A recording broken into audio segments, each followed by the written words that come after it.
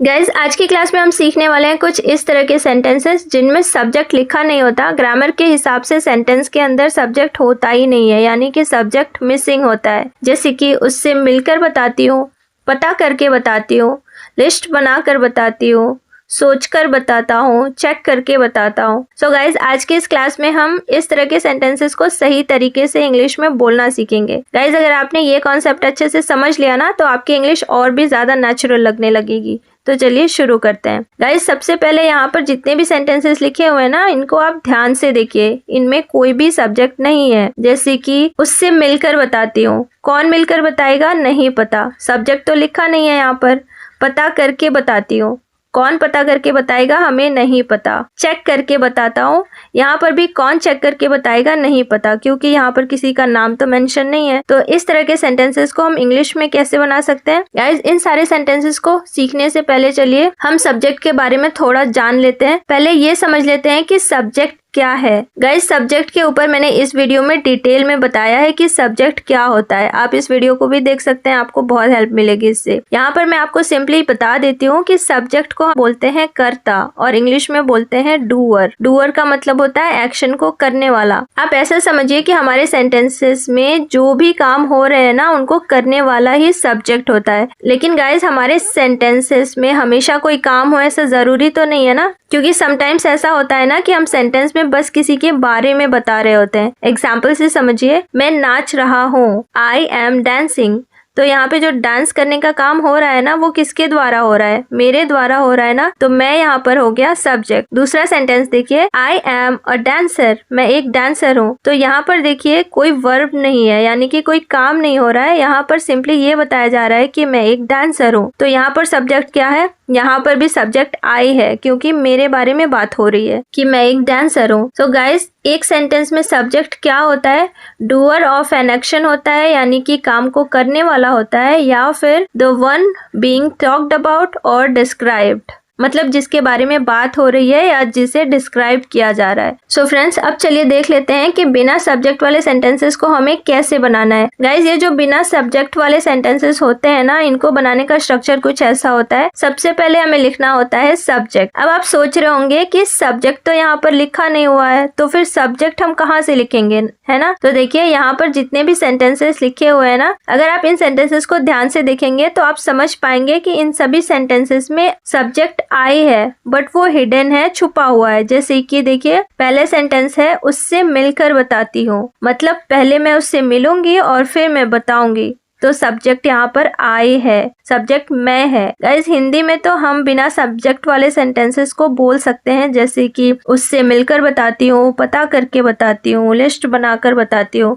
But English में हम ऐसे नहीं बोल सकते हैं। हमें सेंटेंस में सब्जेक्ट ऐड करना ही पड़ेगा, हमें सेंटेंस में सब्जेक्ट को मेंशन करना ही होता है। तो स्ट्रक्चर में हम सब्जेक्ट की जगह पर आई लिखेंगे, क्योंकि इन सभी सेंटेंसेस में सब्जेक्ट आई है। गाइस आगे का स्ट्रक्चर बताने से पहले मैं आपसे एक क्वेश्चन पूछती हूँ। आप मुझे ये बताइए कि यहाँ पर जितने भी सेंटेंसेस लिखे हुए हैं ना, वो कौन से टेंस के हैं? अगर आपका जवाब है कि ये सारे सेंटेंसेस सिंपल प्रेजेंट टेंस के हैं, क्योंकि सभी सेंटेंसेस के लास्ट में ती हूँ या ता हूँ आया है, तो गाइस आप बिल्कुल गलत हैं। मोस्टली स्टूडेंट्स यहीं पर गलती कर देते हैं। उन्हें लगता है कि लास्ट में सेंटेंस के लास्ट में ता हूँ ती हूँ आया है तो सेंटेंस सिंपल प्रेजेंट टेंस में है, और इस तरह के सेंटेंसेस को सिंपल प्रेजेंट टेंस में बना देते हैं, तो सेंटेंस रॉन्ग हो जाता है। गाइस यहाँ पर मैं आपको बताती हूँ कि ये सभी सेंटेंसेस फ्यूचर टेंस के हैं। कैसे?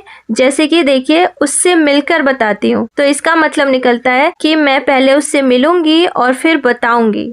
तो उसको मिलने का काम मैं पहले करूंगी और फिर बताने का काम बाद में फ्यूचर में करूंगी, है ना? तो स्ट्रक्चर में सब्जेक्ट आई के बाद हम लिख लेंगे विल। अब देखिए यहाँ पर जितने भी सेंटेंसेस लिखे हुए हैं ना, इनमें दो वर्ब्स हैं, यानी कि इन सेंटेंसेस में दो काम किए जा रहे हैं। जैसे कि अगर आप पहला सेंटेंस देखिए तो उससे मिलकर बताती हूँ, तो इसमें उससे मिलना पहली वर्ब है और बताना दूसरी वर्ब है। ऐसे ही देखिए पता करके बताती हूँ, तो यहाँ पर भी पता करना पहली वर्ब है और बताना दूसरी वर्ब है।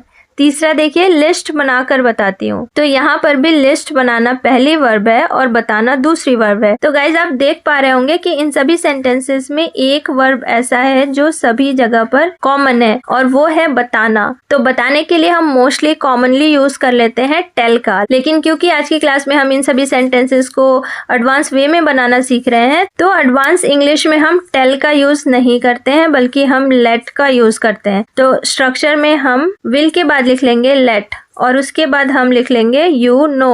अब यहाँ पर देखिए स्ट्रक्चर में यू क्यों आया है। तो देखिए यहाँ पर जितने भी सेंटेंसेस दिए गए हैं ना, जैसे कि पता करके बताती हूँ, सोच कर बताता हूँ, तो ये सारी बातें हम किसी ना किसी को बोल रहे हैं ना, और जिससे भी बोल रहे हैं उसके बारे में यहाँ पर पता नहीं चल रहा है। तो जब हम सामने वाले से बात कर रहे होते हैं और उसके बारे में हमें कुछ पता नहीं होता है तो हम उसे यू कंसिडर कर लेते हैं। तो इसलिए यहाँ पर यू आया है। और नो क्यों आया है? क्योंकि स्ट्रक्चर में हमने लेट का यूज किया है। गाइज अगर हम यहाँ पर टेल का यूज करते ना तो हम ऐसे बोलते आई विल टेल यू, हम नो नहीं लगाते, बट क्योंकि यहाँ पर हम टेल का यूज नहीं कर रहे हैं तो इसलिए हमने यू के बाद में नो लगाया है। और उसके बाद हम लिखेंगे आफ्टर और उसके बाद वर्ब में आईएनजी लगाएंगे। अब आईएनजी कौन सी वर्ब में लगानी है? तो देखिए जैसा कि हमने देखा कि हर सेंटेंस में दो वर्ब्स हैं और एक वर्ब ऐसी है जो सब में कॉमन है और वो है बताना, और उसके लिए हमने ऑलरेडी लिखा हुआ है लेट। अब हमारे सेंटेंस में सिर्फ एक ही वर्ब बच गया ना, तो इसी में हमें लगानी है आईएनजी।